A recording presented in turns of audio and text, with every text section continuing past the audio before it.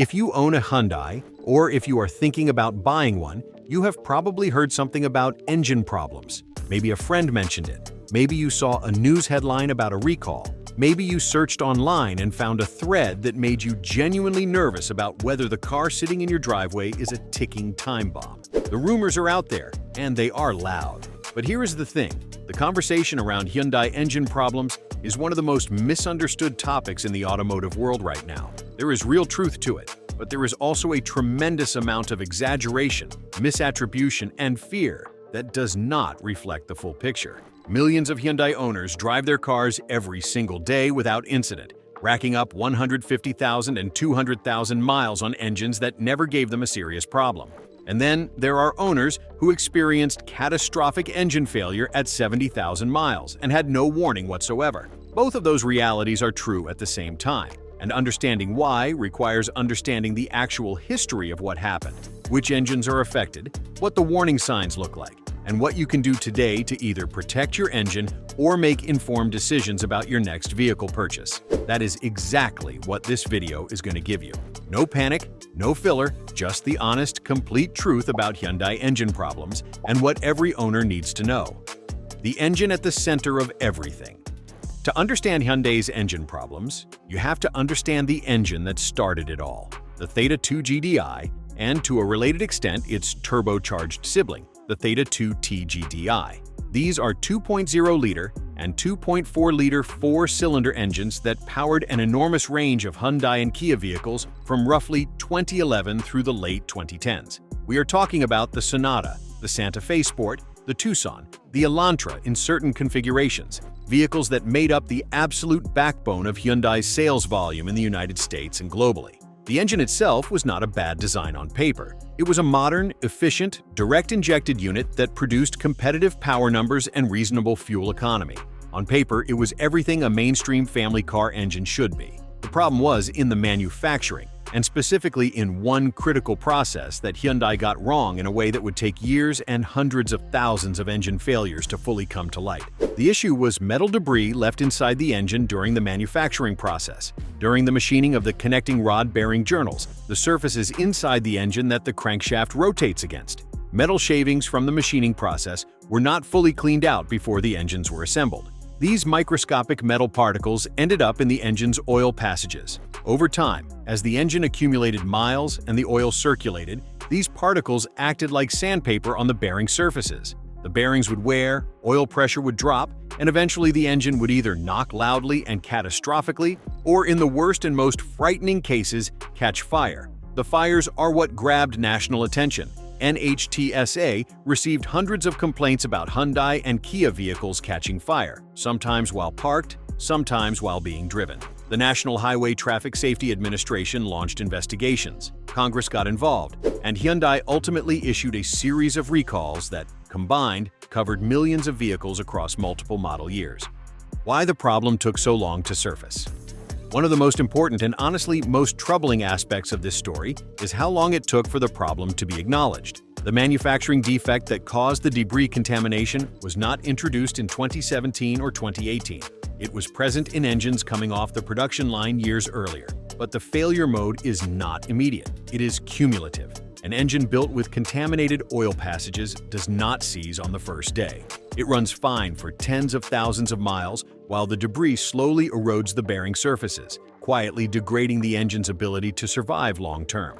This created a situation where the cars were sold, the buyers drove them happily for the first couple of years, and only when the vehicles started accumulating real mileage did the failures begin.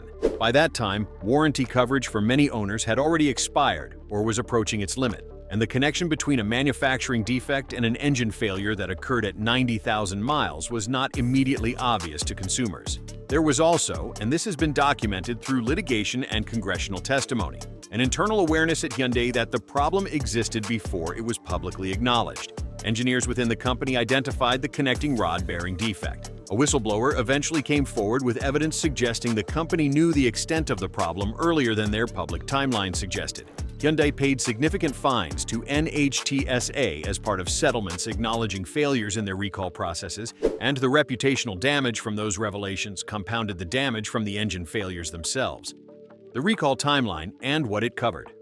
Hyundai's response to the engine crisis unfolded in waves, which is part of why so many owners feel confused about whether their vehicle is affected. There was no single clean recall announcement covering all affected vehicles at once. Instead, there were multiple separate campaigns issued at different times, covering different model years and different engine configurations, with different remedies depending on the situation. The earliest major campaigns focused on the 2011 through 2014 Sonata and 2013 through 2014 Santa Fe Sport, equipped with the 2.0T and 2.4L Theta 2 engines. Later, campaigns expanded coverage to additional model years and additional vehicles as NHTSA investigations broadened the scope.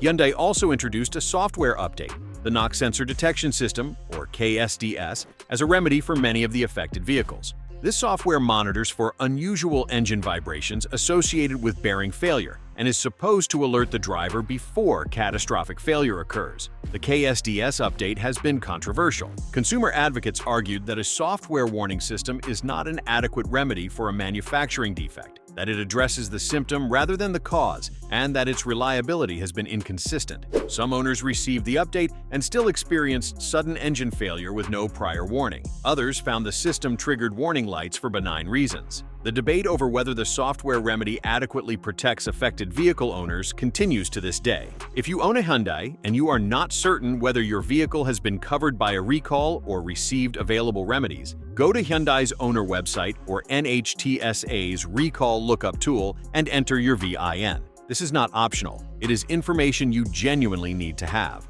The engines that are not part of this story. Here is something important that tends to get lost in the broader conversation about Hyundai engine problems. The issues we have been discussing are concentrated in specific engine families and specific manufacturing windows. Not every Hyundai engine has this problem, and not every Hyundai owner is at elevated risk. The 1.6-liter Gamma GDI and the various new series engines used in smaller vehicles like the Accent and base Elantra have a separate and much more limited history of issues compared to the Theta 2. Hyundai's newer engine families, particularly the SmartStream lineup introduced in the late 2000s and rolling through the current model years, were engineered with the lessons of the Theta 2 crisis explicitly in mind. Manufacturing processes were tightened, quality control checkpoints were added, and the oil system designs were revised to reduce the risk of debris contamination. The turbocharged engines in Hyundai's N and N line performance vehicles, the 2.0T found in the Veloster N, Elantra N, and Sonata N line, are a completely different engine family with their own design characteristics, and their record is substantially better than the Theta 2 in terms of catastrophic failures, though they have their own maintenance sensitivities that owners should be aware of. The point is that if you drive a recent Hyundai, particularly anything from 2020 onward, you are not driving the same engine that generated the headlines. That does not mean maintenance can be neglected or that vigilance is unnecessary. But it does mean the blanket statement that all Hyundai engines are unreliable is simply not supported by the evidence. The warning signs owners should never ignore. Whether you own a potentially affected older model or a newer Hyundai, there are engine warning signs that no owner should ever dismiss or delay acting on. Understanding what these signs look and sound like could be the difference between an expensive repair and a catastrophic engine loss, or worse, a vehicle fire. The most well-documented warning for Theta 2 engine failure is a knocking sound from the engine, particularly noticeable at idle or during light acceleration. This is the sound of bearing surfaces that have worn to the point where there is excessive clearance between the crankshaft and the connecting rod bearings, causing metal contact with each rotation. It is a rhythmic, deep tapping or knocking that does not go away when the engine warms up. If you hear this sound, do not drive the vehicle any further than necessary. Get it to a dealer or a qualified mechanic immediately. A sudden loss of oil pressure, indicated either by the oil pressure warning light coming on or by an oil pressure gauge dropping, is an equally serious sign. Low oil pressure means the bearing surfaces are not receiving adequate lubrication, and the window between low oil pressure and catastrophic failure can be measured in minutes or even seconds of driving. Pull over safely, shut the engine off, and do not restart it until the cause has been identified. Unexpected oil consumption is another signal that deserves serious attention. If you find yourself adding a quart of oil between changes without any visible leak, your engine is consuming oil internally at a rate that accelerates wear and increases the risk of low-pressure events at the worst possible times. This is not normal, and should not be treated as something to simply manage by keeping extra oil in the trunk. Finally, any warning light related to the engine, the check engine light, the oil pressure light, any indication from the KSDS system if your vehicle has received that update should be diagnosed promptly, not reset and monitored. These systems exist to tell you something is wrong. Treat them accordingly. What Hyundai owners can do right now to protect themselves. The most powerful thing any Hyundai owner can do to protect their engine is to take oil changes more seriously than the default maintenance schedule encourages. This point cannot be overstated, given everything we know about how and why these engines fail. The Theta 2's vulnerability is rooted in oil passage contamination and bearing wear, and oil quality and change frequency are the most direct variables an owner can control to slow that process and extend engine life. Use a full synthetic oil of the correct specification for your engine. Change it every 5,000 miles or every 6 months, treating your driving as severe service regardless of how the maintenance monitor characterizes it. Keep your receipts. This matters not just for your engine's health, but for warranty and recall claim purposes. Documented maintenance history is your evidence that you held up your end of the obligation. Beyond oil, keep a genuine awareness of your engine's behavior. Learn what your engine normally sounds like at startup, at idle, and under load, so that changes register as meaningful rather than blending into background noise. Pay attention to your oil level between changes. If you notice anything that seems different, a new sound, a new smell, a change in how the engine feels during acceleration, do not wait for a scheduled service appointment to have it looked at. If you own a vehicle that falls within a recalled model range and you have not yet had the remedies applied, get that done immediately. Call your Hyundai dealer, give them your VIN, and ask specifically about open recalls and service campaigns on your vehicle. Hyundai has also extended warranty coverage on a number of affected models as part of settlement agreements. So even if your original powertrain warranty has expired, you may still have coverage for an engine failure that falls within the scope of those settlements.